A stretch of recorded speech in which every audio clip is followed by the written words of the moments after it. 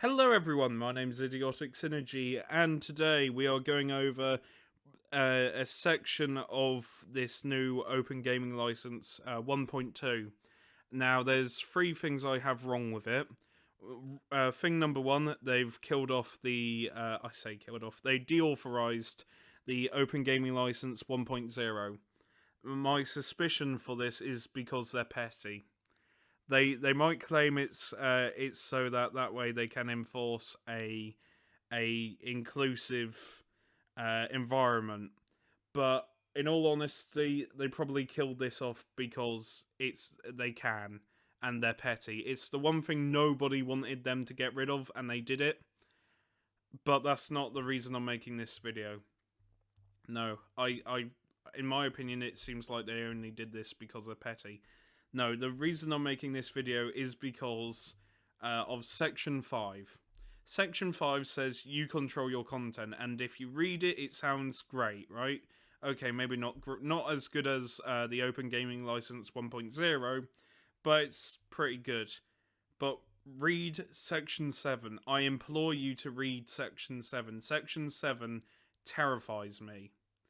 Because if I was a D&D creator or YouTuber or if I did anything with D&D, this would worry me. It's modification. We may only modify the provisions of this license, identifying the attribution required to Section 5.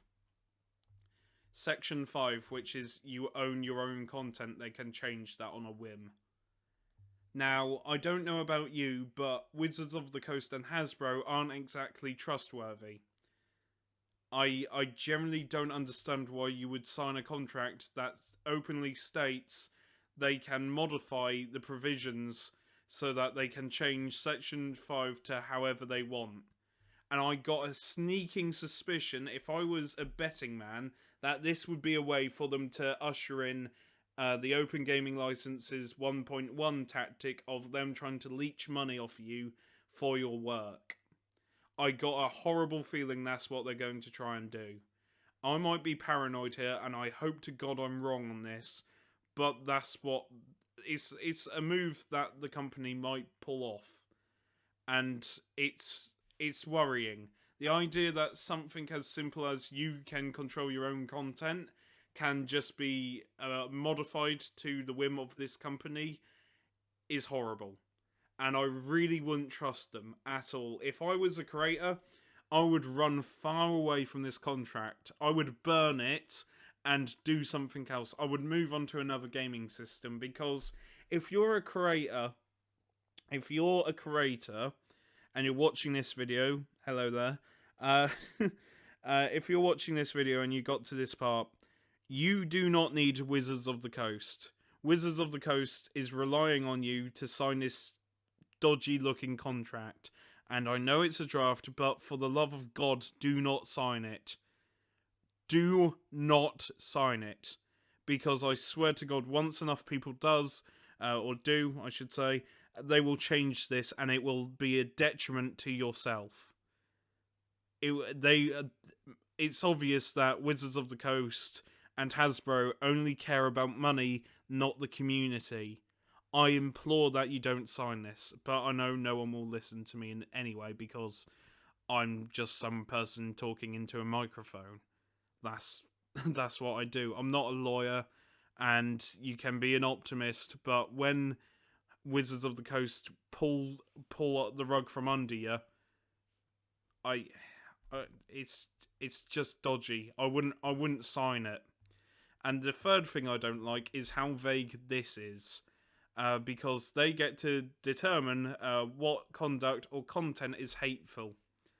That's right, Hasbro and Wizards of the Coast get to act as morality police.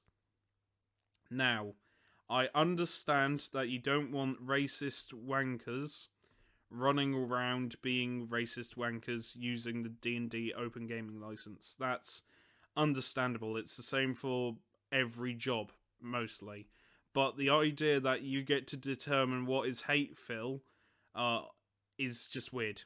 It's just odd. Because hateful could mean anything. It could mean, obviously don't be. It could mean discrimination, which is terrible, all the way into somebody criticizing this company.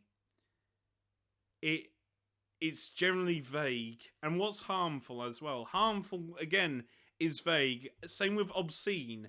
These are free terms that should not be vague, but they are. Because you could argue that doing lewd content for D&D is obscene. You could argue that if you're trying to market D&D to another country, that all of a sudden being gay is seen as harmful. Hateful, the idea that this company gets to determine what is hateful is wrong, and the idea that they can just drop you without you trying to contest it is shit. Because I can guarantee you that unless you've got a squeaky clean Twitter, someone out there will go through your old tweets, screenshot them, and send it off, and you cannot contest it. It's weird. It's what I like to call the purple tinker effect, where there's some odd person out there that will just screenshot old tweets and get you fired because they don't like you. That is what's going to happen with this, and it's so vague. And Wizards of the Coast and Hasbro has no right of being the morality police, especially Hasbro. And especially Wizards of the Coast, especially after they tried to pull their Open Gaming License 1.1 bullshit. I don't like vague terms in legal documents. I really don't like I really don't like Section 7, and this worries me, because if you're a D&D YouTuber or a D&D creator, I wouldn't work with them. I would work with a different company that actually is happy to have its fans around. Because I said this before and I'll say it again. Wizards of the Coast and Hasbro you don't need them. They need you. And that's painfully true. And if you kick them to the curb and send off a strong enough message, then they might get it, but they're so smug and up their own asses that that just is disgusting. I mean, they got rid of this one because in my opinion, I think they did that just out of spite. They're a spiteful company. They're a very self-assured, spiteful company, and working with them just encourages them to do more. I mean, we all saw that apology. Oh, you won, but so did we. Like, sod off. You are not the D&D community. The people who actually make content and do charity work and enjoy the game are the community. You lot are just a bunch of wankers that should be thankful for them. But you're not, and no one's going to listen to me because I'm a small channel on the internet, and there's probably about 1 million videos about this open gaming license already. But if you have watched to the end, it means a lot.